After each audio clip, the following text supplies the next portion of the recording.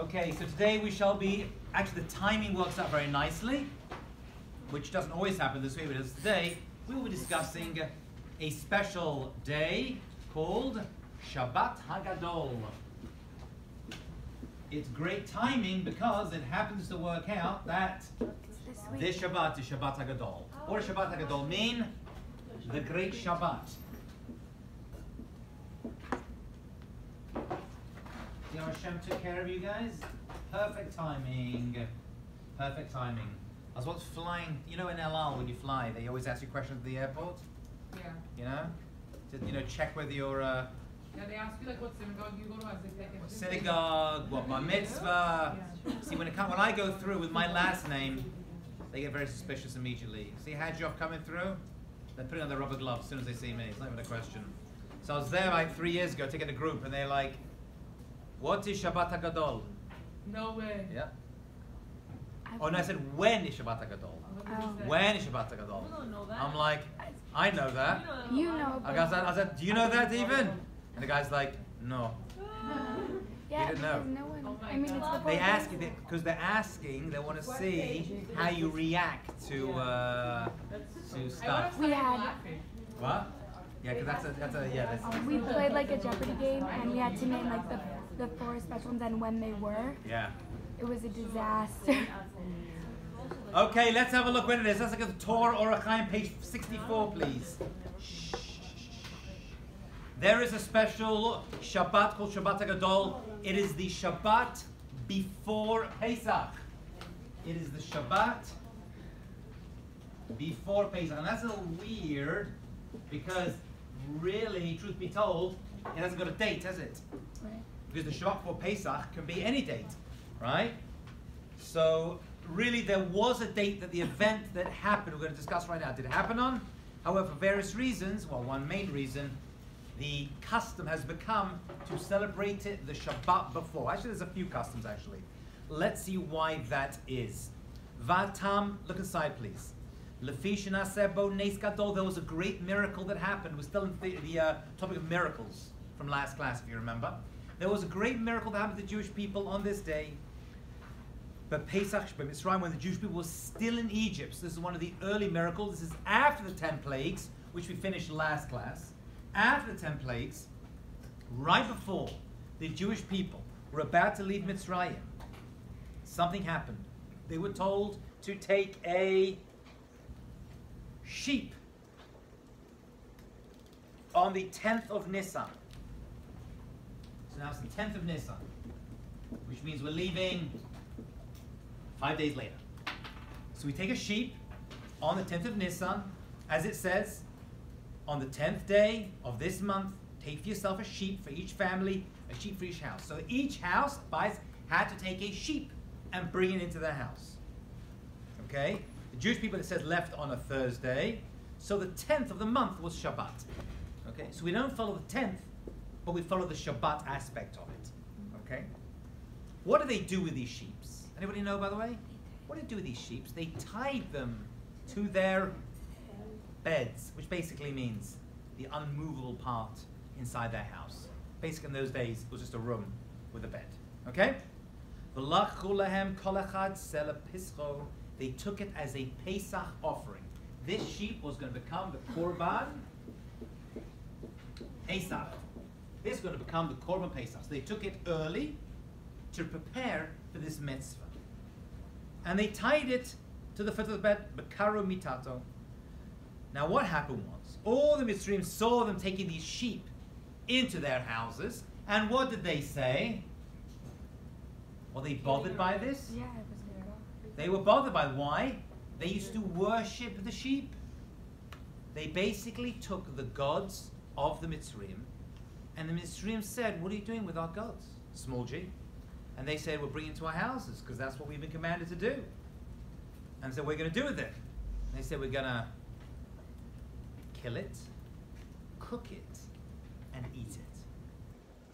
What do you think the reaction of the Mitzrayim, the Egyptians, would have been at this time, knowing that their gods would have been taken, killed, roasted on an open flame, whole, not cut up, so it wouldn't be distinguishable, had to be completely with all its bits and pieces attached still, and roasted on an open fire.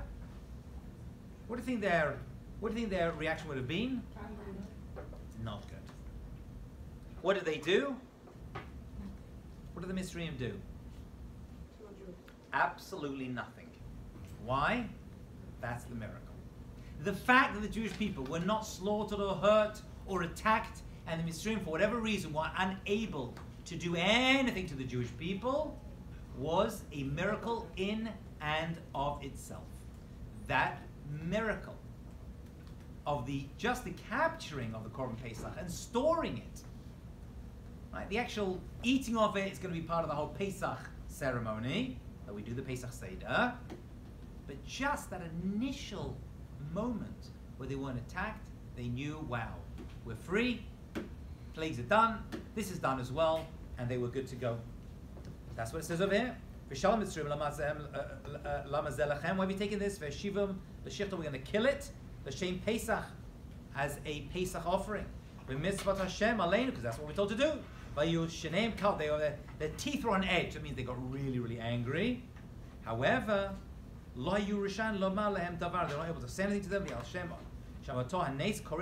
That's what's called Shabbat HaGadol. Shabbat HaGadol is the celebration of the fact that the Jewish people were not harmed just by taking this korban Pesach into their homes. Why did they have to take it so early?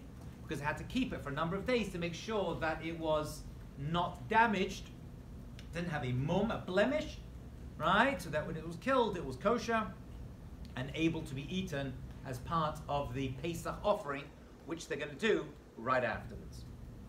What do we do today? There is no korban Pesach, so just the Shabbat before is called Shabbat HaGadol, the Great Shabbat, and this is the main reason, as a celebration of this one great miracle. But in addition to that, it's become a tradition among our people on this day for the rabbis of the community to teach the ideas and laws of Pesach. Why do they do this? There's always a Shabbat HaGadol drasha. Why do they do this? Because when it comes to Pesach, there's so many laws which people have been preparing for up to this point that are still cleaning their houses for chametz. They're still doing Hagalat Kelim, we'll see, purifying all their vessels, preparing their homes, getting ready for the Seder, have questions about matzah and chametz and wine and the Seder and all the different laws. So it's become accustomed to this day for the Shabbat before Pesach. And that's pretty much, it's a regular Shabbat besides that, is we kind of go into the laws and ideas of Pesach. That's pretty much what it's become for nowadays, but it's still called Shabbat HaGadol, and it's the Pesach, the Shabbat before Pesach. Although it's not the same date, it's on the 10th of Nisan, and the Shabbat for Pesach may fall on a different date, right? Because Pesach can fall any time of the week. That's what it's called, yeah. The rabbi is supposed to do this on Shabbat HaGadol. On Shabbat HaGadol. It's called the Shabbat HaGadol Drasha. It's become a custom to go through the many laws and ideas of Pesach. That's a custom. It's a custom to do that. I'd even have a rabbi around you or something. You review the laws yourself. You're getting ready for Pesach because there's a lot of mitzvah you got coming up. As we shall see, you have a whole bunch, 7 of them, at the Pesach Seder table itself. You've got to get ready for that, yeah. Could you read what you wrote? Sure. 10th of Nisan, rabbis to teach ideas and laws of Pesach. That's what it's become nowadays, but originally it was a celebration as a remembrance of this great miracle that happened to the Jewish people. Okay? All right. And the next source kind of just goes into that, but let's jump to page 65. The skipping lessons taught. Yes. Okay. So what I want to do, have we got this down? That's korban Pesach. So we haven't eaten the korban Pesach yet. All we've done is prepared it. Although the korban Pesach was eaten while they were still in Egypt, we'll get there in a second. So the eating of the korban Pesach happened in front of the Mitzrayim, in front of their very eyes. Okay, let's do the final miracle I want to discuss with you. So we did the 10 plagues, we did Shabbat HaGadol. This is the third and the greatest miracle actually, if you look at it, because it's the longest lasting miracle. The one that took the longest. How long did the 10 plagues last, did we say? Last class, if you remember? Each of like 2 or 3 weeks. Right, each one, except 3, had 3 weeks of warning, 1 week of plague, right? So over a year, like almost a year it took to get through them. Shabbat HaGadol was a bunch of days. They were all 1 week long, including the last? I believe so, yeah. So what we're left with is one final miracle. And that is a miracle that still exists today. And what is that? The miracle of Jewish peoplehood, of nationhood. The fact that we are Israel. We're not going to talk about the splitting of the sea. We're not there yet. Hasn't happened yet. Oh, you said that's the That's in final 7 days. miracle. That's in 7 days. So Gotcha. that's going to happen once we leave Egypt. Okay. Right? The creation of the Jewish people. This itself is a wonder. I'd like to give you a metaphor. It's not my metaphor, but it's a famous metaphor of Chazal. A mashal. A mashal is a metaphor. And you learn, what do you learn from the mashal? The nimshal. That's right. Let's look at the mashal, and then we'll see the nimshal. The mashal, though, is a big one. Mashal is an analogy. No, nimshal. Nimshal, what you learn out from the mashal. The idea you learn out from it. What is the lesson from the analogy, from the metaphor? The analogy we're going to look at is the miracle of Jewish nationhood, and it's going to come in 3 parts. Number 1, exile in Egypt. 2 is the exodus from Egypt. That's the mashal or the nimshal. Sorry, this is actually the nimshal. We'll get to the mashal in a second. And finally, it's the receiving of the Torah, which we said was the main reason we left Mitzrayim in the first place. Okay, so we have 3 parts over here: exile, exodus from Egypt, and okay. So this is the nimshal, and now this has become the mashal.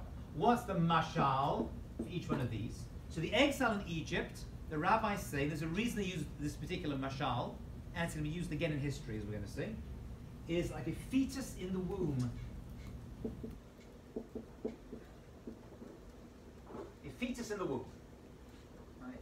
We're in Mitzrayim, we were in the womb. That's what Mitzrayim is meant to be. 2 is the Exodus, which is the birth. It's the birth of a nation. And the 3rd part of it is the maturation, the growth of the nation, of the child. Okay? So these are the 3 parts for the 3 events. So here's the mashal, fetus in the womb, birth of the nation, growth of the child. Birth of the child? Birth of the child, yeah. I just mixed it up. Exile in Egypt, exodus from Egypt, receiving the Torah. What is going on over here, and why do they use this particular metaphor? Out of all the metaphors, they could have used, I don't know, trees growing, the sun coming up. They used this one on purpose. I don't know why this particular metaphor was used for the Jewish people becoming a nation. Yes, Sarah? I would think that maybe it's because like Hashem was nurturing the nation, just like when the mother nurtures. So I think, right, so one idea is that if it was just like we were stuck somewhere, like, I don't know, roots in the soil, well, like, okay, it was horrible, dark, messy, but there doesn't seem to be any, like, guidance over it. This metaphor is saying that although we were inside the womb, and the baby, the fetus in the womb, doesn't know it's even in there.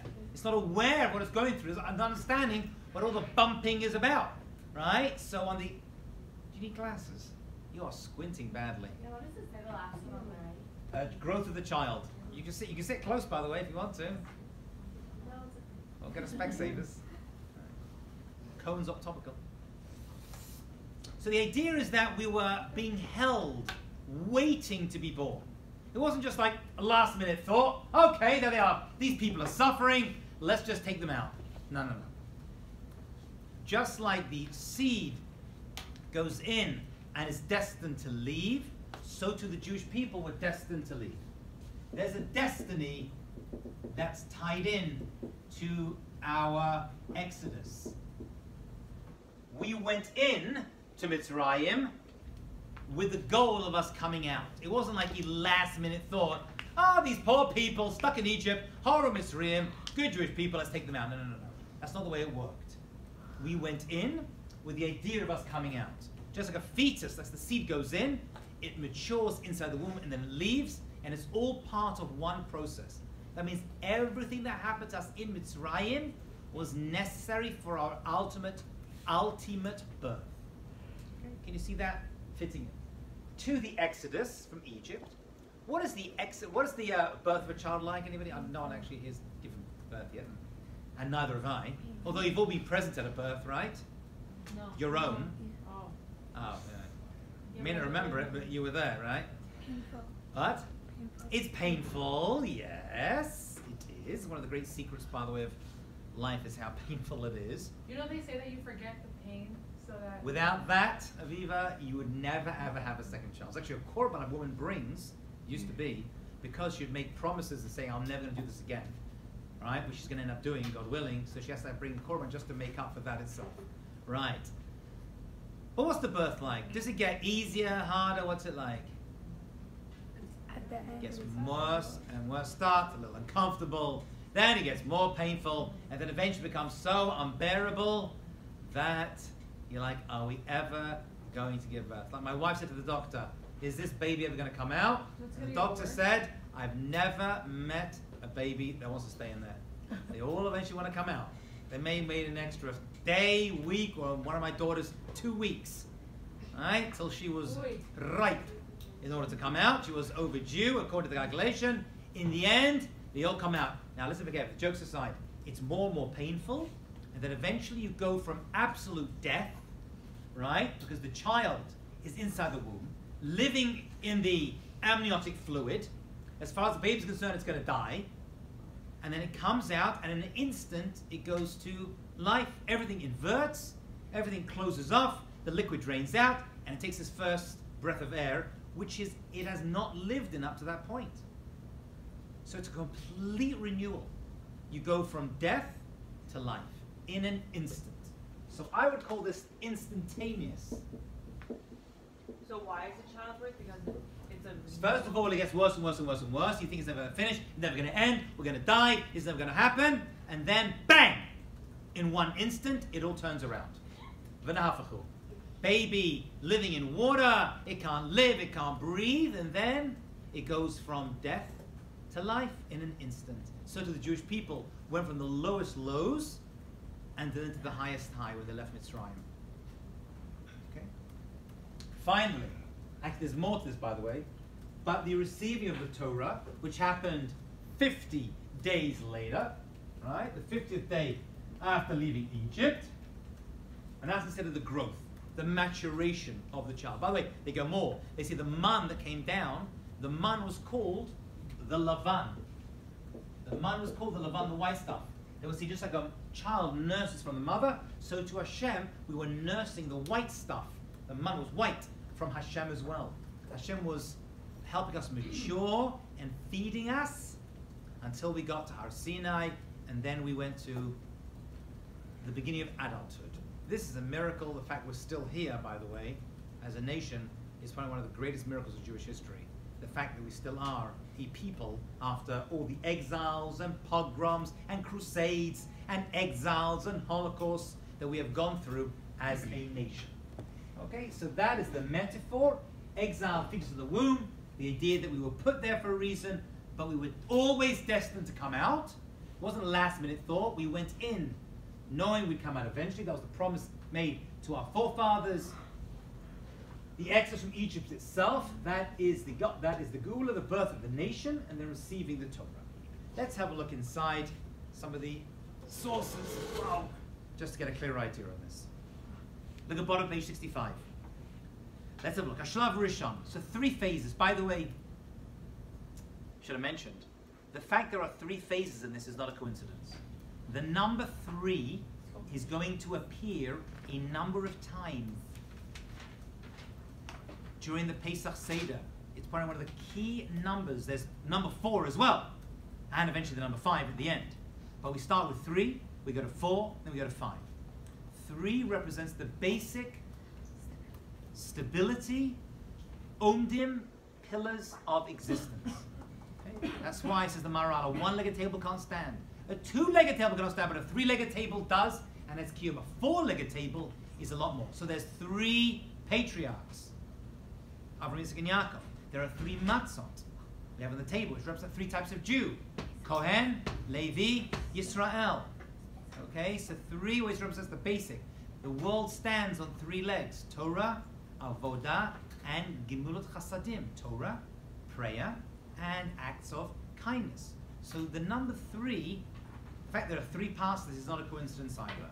It's all there purposefully. 4 is more stable, that's why we have 4 imahot, 4 mothers. That's F-O-U-R-F-O-R-E, mothers, right? Because that's a lot more stable. And then eventually we have 4 cups of wine, and 4 expressions of redemption. And then we get to the 5th, which actually is all about Olam Haba, and that's the kosher Eliyahu, which we'll get to eventually. I'm just write it down now, but eventually we'll get to how it all pans out. But we start with 3, yeah. Sarah, yeah. For the Avodah, that's acts of kindness? That's prayer, yeah. What was 5? 5 we'll see is going to be Mashiach, and that's going to be the kosher Eliyahu and Navi. So the number 5 is going to represent Mashiach himself. So 5 is Geula, Chamsa. Did you just say some of the 3s again? So some of the 3s, we have the 3 matzot on the table. We have the 3 forefathers. We have the 3 phases of redemption the Jewish people went through. There are 4 redemptions, right? 4 expressions of Geula, but 3 is the basic creation of the people themselves. So this, you know how they say it? When I teach you, it's like this. This is the thesis. This is Avram Avinu, right? Represents the exile. He's of the exile. Then we have who came after Avram? We have Yitzchak. Yitzchak was all about the challenge, right? That's the antithesis. That's Yitzchak, and this is Yaakov, right? He represents the Torah. He becomes Yisrael, Nachon, and he is the synthesis. That's the fancy way of putting it. This is the thesis. This is the antithesis. The opposite of exile is Exodus. And the receiving of the Torah is the synthesis. Always follows through. You have thesis, antithesis, then the synthesis. And that's Avram, Yitzchak, and Yaakov. Well, what's the definition of antithesis and... Complete opposite. You've gone from in exile to birth. You don't get more change than that. It's a complete change, a complete upheaval. That's the coming together. It all comes together at Har Sinai. Right? That's the growth of the child, and that's Yaakov. So Yaakov becomes Yisrael, and he is the synthesis of his grandfather, Avraham, and his father, Yitzchak. It all comes together. That's the depth behind it, if you want to really know what is going on. Yeah? That's the depth behind it. But let's have a look at inside. I've already told it to you, but just so you see it inside. Exile in Egypt is compared to the gestation of a fetus in the womb. Oh, by the way, how long? 9 months. Oh, not caught. Oh my God. How long is a baby usually in the womb? Is another number, a little hidden number. Which we're going to. How many weeks? How many weeks? 40 weeks, we say. 40 weeks. The number 40 is going to play a role here as well. The number 40 is going to represent something. We see a number of 40s in Jewish thought as well. There's 40 years in the Midbar, right? 40 days and 40 nights the rain fell in days of Noach. 40 days from the beginning of Elul till Yom Kippur. Rabbi Akiva lived for 40 years. He started learning, and he learned for 40 years, and then he taught for 40 years. He died 120. So 40 represents a complete new reality over here as well. But that was the first part. That's captured inside here.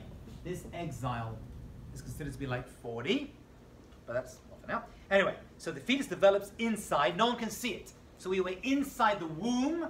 That was Mitzrayim. We were blocked off, but we were still kept alive by Hashem, who in this analogy, Mashal, is our mother, right?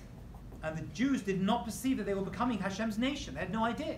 Like a baby doesn't know it's being born till afterwards it looks back, oh, I know what happened, because someone told me. It appeared to them as though justice, no judge, right? They didn't realize this was going to happen.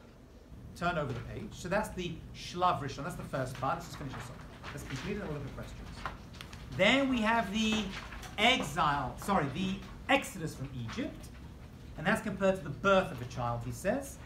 And that's reflected as Hashem went in and took us out. Just like the doctor, the midwife, goes in and removes the baby from inside to outside. Aniva lo malach. Anivelo Saraf, HaGadol says Hashem himself, Kiviyachol, went in and took the Jewish people out. Says the Arizal, the reason Hashem himself had to go in, because it was so schmutzy, it was so bad in Mitzrayim, so spiritually contaminated, that had an angel gone in, it would have been defiled by its place. That's how bad it was in Goshen. So Hashem didn't send in a malach, he himself went in. Because the malachim couldn't even handle how bad it was in there as well. Imagine what that means. Okay, that's what it says. Right? So Hashem went in, took a nation from within the nation. He took out a life from a life. Like the baby, the life comes out of the mother, the life. It's not like a seed out of the ground, it's life from life. Right? Just as a person guides and pulls the fetus out of the womb, so to Hashem extracted, says the Yalkut Shimoni, one life from another life. The exodus occurred suddenly and quickly.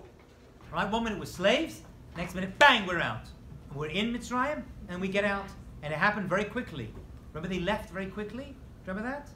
That's why they didn't have time to allow their matzot to turn into rice and turn to bread. Right? They have to be very, very careful. So they ran out, very not because they were escaping. They were running out quickly, but Mehirut, because they were excited to get to Har Sinai and begin the nationhood of the Jewish people. That's why they went quickly. Right? Not because they're being chased? No, not at all. The chasing came later. We left afterwards. It's not what happened. I know in the movie it looks that way. We took our time. We ate a meal, right, with our staffs in our hands, and our backpacks on. And then when I time to go, bam, we're out. Why did they keep their matzah if they had all the time in the world? Because they had the time, but I should. Now it's time to go. Fine. Now it's time to go. It's like, I'll never forget, my wife was in labor for 36 hours. And then the doctor turns to my wife and said, now. Which is like, okay. That was the end of it. All right, because if not, we're going to have to... Okay. All right. Finally, we get to Har Sinai itself. The metaphor has many levels. Finally, get to Har Sinai itself. And this is following the birth, obviously. And this is the spiritual elevation that takes us from just baby, if you will, from childhood into maturation. We grow and we mature there as well. And that took 49 days of growth. 49 days from Yetzias Mitzrayim to Kabbalah Satorah. Remember, we've got to put these two together. I know everyone thinks about Pesach and then forget about it afterwards. Right? Pesach only makes sense when you connect to Shavuot. Without Shavuot, it makes no sense whatsoever. Okay, they're bookends. I know everyone keeps Pesach, and unfortunately most Jewish people don't keep Shavuot. This is a great shame. You're missing the whole point of us getting out of Mitzrayim in the first place. Okay? So that's the 49 days, and that's bottom of page 66. Those are the 3 phases plugged in. Okay? And that's why the Jewish people are completely different from every other nation. Every other nation, page 67, we'll do this outside and look inside. Every other nation in history, how is it made? People move into a country, they live together, and they're like, we're going to make laws. Come to America, got to make laws, make a constitution, amendments, Bill of Rights, all the rest of it. That's how it always works. The Jewish people are completely different. Completely different. We were made by Hashem. We're not a man-made reality. Hashem himself purposefully sustained us in Mitzrayim, gave birth to us, gave us the Torah. Hashem's handle on every part of that, explicit handle on every part of that, is crucial to understanding what our mission is in this world and the next world. We were made by Hashem. Every other nation is groups of people getting together and forming because of their geographical proximity one to the other. The Jewish people were made by Hashem, God, for a specific reason in Olam Hazeh and Olam Haba. Okay? That's why he says, Shalah Sana G'aretz. It says in the Aleinu prayer we say every day, a few times a day, Hashem is not made us like the other nations. The Jewish nation is not like the other nations of the world. We were since our formation existence is not connected to a piece of land. This we'll discuss later on as to why the Torah was given outside of Israel and in the desert, but not in Mitzrayim. We go from Mitzrayim to desert to Israel. Why was the Torah not given in Egypt? Because the Torah can only be given to free people. Why not in Israel? Huh? So it could have been Hashem took us in 3 weeks later, and then we get the Torah in Israel itself. Oh, so we're not like land bound. Like the Torah But isn't by land. Hashem would have made us pure. The Torah isn't by land. We're just like giving it to The ourselves. Torah is bigger, yeah, Hava? No, I was just gonna ask, you said that he only gives it to free people. Yes. Something like that, but we were saying before with Purim that they weren't really free. They have a mountain held over them. This is the Torah, absolutely. They were forced into it. At this point, you're right. At this point, though, we had to be given as free people freedom from slavery. We were not free from Hashem. That's the Purim point. But we were free from Mitzrayim. But we're never free from Hashem. You're right. Right. But we chose at Purim, we said. That's what Hava is referencing over here. I have a question. One second. Let's just finish this one point. One second, Daniela, 1 second. We're saying, so it couldn't be given in Mitzrayim because we had to be free. We had to be chirut. It had to be freedom. It couldn't be given in Israel because we weren't worthy of the land itself. So it's given in the Midbar, Midbar Sinai. Chirut means freedom? Chirut means freedom. It couldn't be given in Israel. Chirut. We weren't worthy of it. We weren't worthy of it yet, and there's a bigger point. We had to prepare. We had to prepare for the mitzvot in Israel, because most of the mitzvot in the Torah can only be performed in Israel. So we had to. They were downloaded early. The mitzvot were downloaded early. But most importantly, and this is the key point, had the Torah been given in Israel, what might you have thought? Now, it would have been a logical thing to think, but wrong. A logical thing to think, but wrong. What might you have thought had the Torah been given in Israel? That when you leave the land or kicked out of the land, so to say. Right, that when you leave the land, the law no longer applies to you. Just like American law does not apply outside of America. Even to American citizen, right? You go to France and you can, you go to England and you can drink a few years earlier, right? Because different laws, not a reason to go to England, right? That's why the laws are outside. Here we're being told the Torah is bigger than the land. It's going to apply to all the Jewish people, right through Jewish history, throughout the entire world. That is what we're learning. When we get to Shavuot, we'll double click on that idea a lot more when we get to Shavuot, God willing. But for now, we have to understand that the Torah could only be given to us once we had left Mitzrayim. Once we had left Mitzrayim. But that's an important question. Write it down. We'll have to investigate it more. Why the Torah was given outside of Israel. That's an important question. We looked at one answer, but there's a few more. Why the Torah was given outside of Israel and in a desert. Why in a desert as well? When we get to Shavuot, we're gonna figure that out. Okay. But for now, that's the important point.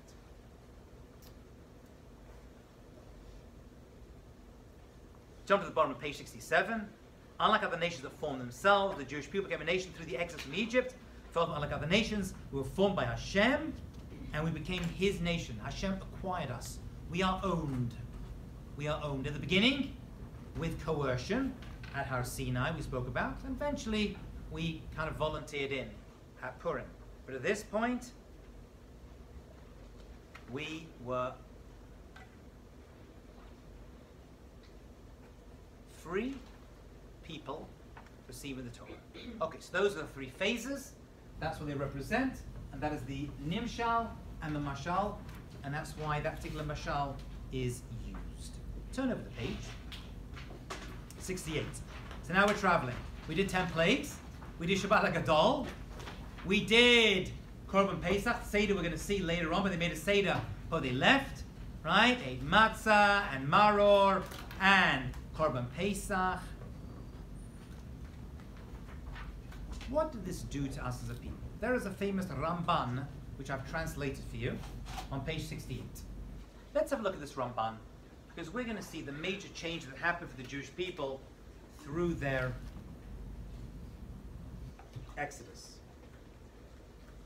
There were three things that the world believed up to this point.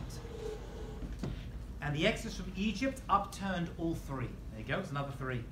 You can spot them. Let's have a look what they are. See, from the time that there was idolatry in the world, belief started to deteriorate. Number one, some people denied the existence of God altogether. There were three types of people. Let's write this down. There were three types of people in the world at that time. And still are, by the way. Although we've made a dent in this at least. Three types of people. Some people who denied God altogether. Anyone know a famous nation that denied God? The ultimate, actually the real first atheists? Amalek is correct. Amalek.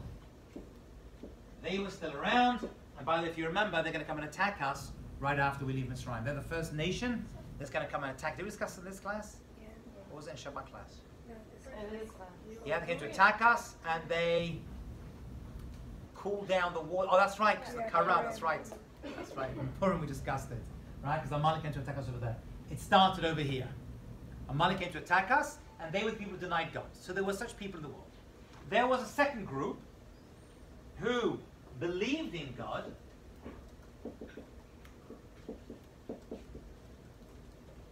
but they believed that God had no power over the world. He created the world, right? But is not involved, has no hashgacha, things happen. It's like someone spins a basketball, it spins around, and afterwards whatever happens, that happens. Right? Makara? Yeah. It's like nowadays that's a lot of scientists and doctors. They'll believe, right? They believe that God is actually the third. Wait, that he started it, but then no pattern. I'm sorry. You know what? I'm sorry. That's the third one. I'm sorry. They believe in God. They acknowledge his existence, but deny his knowledge of events in the world. Right, but deny his knowledge of events, no power over, it's like this, over events in the world. Right? 3 is, they admit, they believe in him obviously, so they believe in God. They admit to his knowledge, but deny he's involved in every occurrence, what we call hashgacha pratit, in everyone's personal lives. So let's do the 3 again. Number 1, some people, we'll do this again. Number 1, people denied God altogether. Okay? Some acknowledge God, but deny his knowledge of events in the world. He doesn't know what's going on. He's not involved in the world. The third one is they admit that there's a God. They admit that he has knowledge, but deny that he's involved in the world. They deny that he's involved in the world. He's aware of what's going on, but he's not involved with what's going on. Right? He's not involved in daily occurrence. In every occurrence of the world. That's hashgacha. Those are 3 phases. No. Number 2 is they believe in God, they acknowledge his existence, but he's not aware of what's happening in the world. 3 is he's aware, but he's not involved in every. There's no hashgacha. So those are the 3 types of people which still exist today. Okay. So the Jewish people have to. Yeah. I'm really confused. I don't understand. They were up to this point, up to leaving Mitzrayim. There were 3 types of people. Okay. Before the Exodus. Not including Jews? I mean, not including us? Just say in the world. Hopefully not. Number 1, the people who denied God altogether, for example, Amalek. There were people who believed in God, right? Believe that there is a God? They believed that people believed in God, absolutely. Okay. Of course they did. But then no Right? power over the I mean, events, no- Bilam, Harasha, believed in a God, right? Yeah. So there were people, we know, that many more people. The Egyptians believed in God. But they didn't believe he had knowledge over events in the world. Right? There was no knowledge. So therefore he started it, but that's it? That's Is that it. that one? That's it. Started it, and it's not aware. That's it. That's 2. Okay. That's 2. 3 is they believe in God. They admit he knows what's going on, but they deny he's actually involved in the world itself. So 2 is he's unaware. 3 is he's not even involved in every occurrence. He's not involved in every occurrence in the world. The Exodus from Egypt, says the Rambam, is a very famous piece in Shemot, is now going to answer those 3. Right? Exodus from Egypt is going to answer those 3. Let's do this together. We'll try to figure this out. He says, number 1, Exodus from Egypt is there's a God. Okay. So the Exodus proved 3 things. 1, there's a God. The no hashgacha is 3. Then actually, Hashgacha is 3. He's not involved in everyone's personal lives. Right. He has knowledge with God. So that these 3 are now after. These 3, right. This is up to Yisrael. And what we're saying is this. I see this confusion over here. We're saying the Yetzias Mitzrayim didn't just rescue the Jewish people from Mitzrayim. We're saying the world outlook on, I guess you would call religion, right, but it's not, it's God-based idea, because this is for everybody, not just the Jews, changed completely. There was a complete change in how people related to God. That's what the Jewish people gave to the world. You know what it's called? Ethical monotheism really began at this point. That's what the Jewish people started to spread. Right, from the time of Avram Avinu they were doing it, but now it was, the entire world was aware of it. For Avram Avinu it was a personal thing that he shared personally. Now it became a international reality that the Jewish people started to represent, which we still do, by the way, or meant to. One, there's a God. Two, he has knowledge of what's going on. Right? Because he wouldn't be taking out a bunch of people unless he was aware that they were stuck somewhere. And three, and this is the most important one, that Hashem is, there were people who believed in God and believed he was aware of what's happening in the world, but they weren't convinced that he was involved in every aspect of the world. How do you prove that God is involved? He gets involved in people's personal lives. Hashgacha pratit. He's involved personally. That means we can stand here today in the Jewish year 5778, 3,329 years after this whole event, and say, you know what? I'm free today because my great-great-great-great-great-grandfather and my great-great-great-grandmother and your great-great-great-great-great-grandfather and your great-great-grandmother were slaves in Egypt. Hashem took them out. So Hashem's, I feel a personal connection. It's a personal God. That's what this is all about. Number three is a personal God, which nobody had. There's a personal relationship I can have with God that did not exist up to this point. That's what the Exodus from Egypt did. It created a personal relationship between mankind and God, between every individual and God. All these miracles and everything that happened to us have these three major results. One, there's a God. Two, he has knowledge of what's happening in the world. He's not devoid of knowledge. And three, he's personally involved in everyone's life. This may be obvious to you, yeah, of course. But this is where it started. It started here. The fact that it's like, yeah, of course Hashem's involved in my life. That was not known. It was not a universal concept until this point. And then it was. That's why Hashem himself went in to take the Jewish people out of Israel. It's a personal awareness, a relationship. And from that point on, we still have that same unique, personal, hashgacha pratit, personal relationship with God. Okay? Says, looks at the Rambam inside. It's in English, don't worry. And when that miracle is first decreed by a prophet, then it also demonstrates the truth of prophecy. You see? Because what happens is, when a prophet speaks, we're saying that Hashem is communicating with us. Yeah. That's why it says, so that you will know, L'man Teidu, that I'm Hashem, the Kerev Haaretz.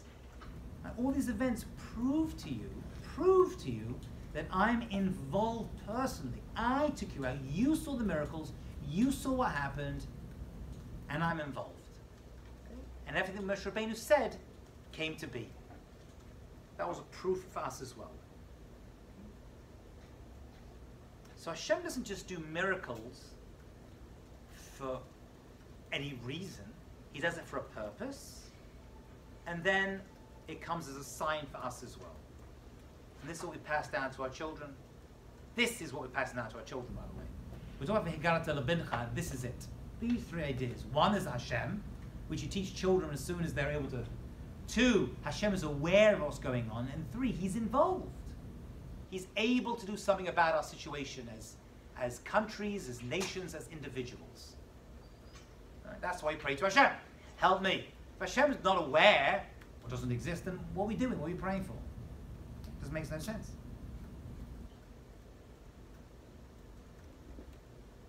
Yeah?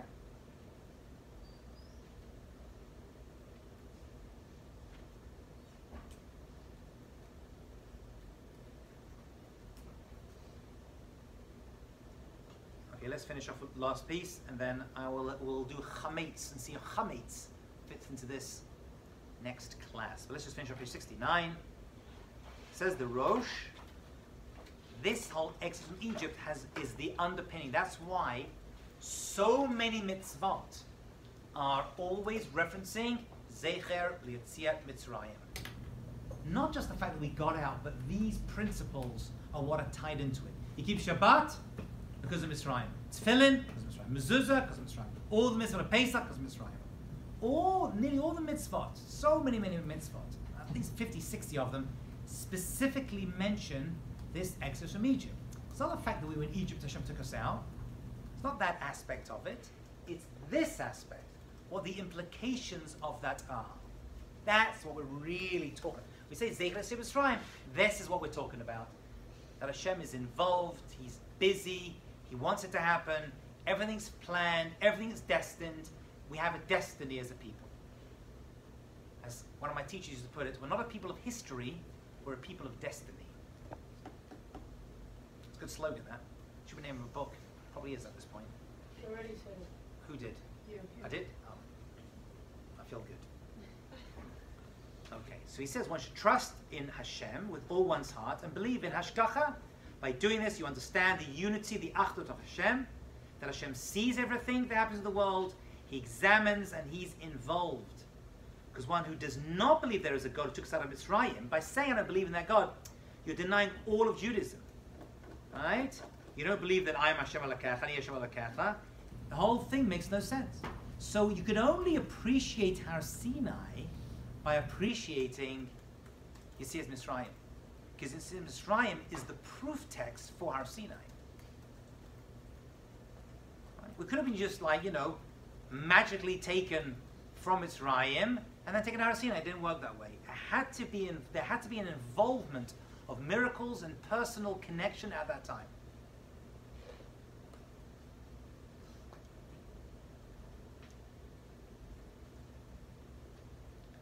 So that's why the Rambam, in his introduction to Sefer Bereshit, which by the way is probably the coolest piece of Torah I've ever read, but just one little snippet from here, he says that's why the Torah, why does the Torah include all the stories of the patriarchs?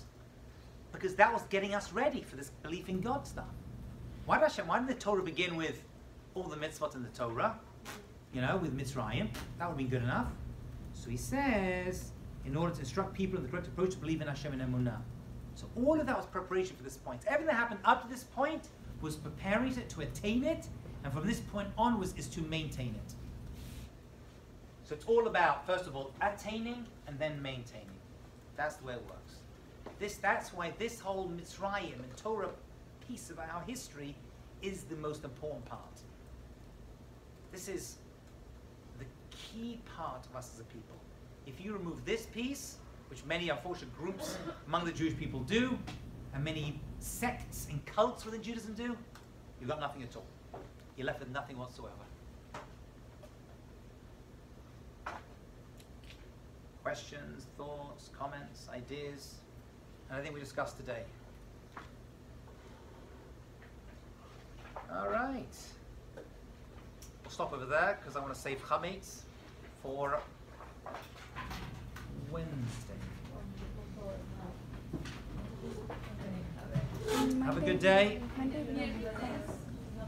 Monday.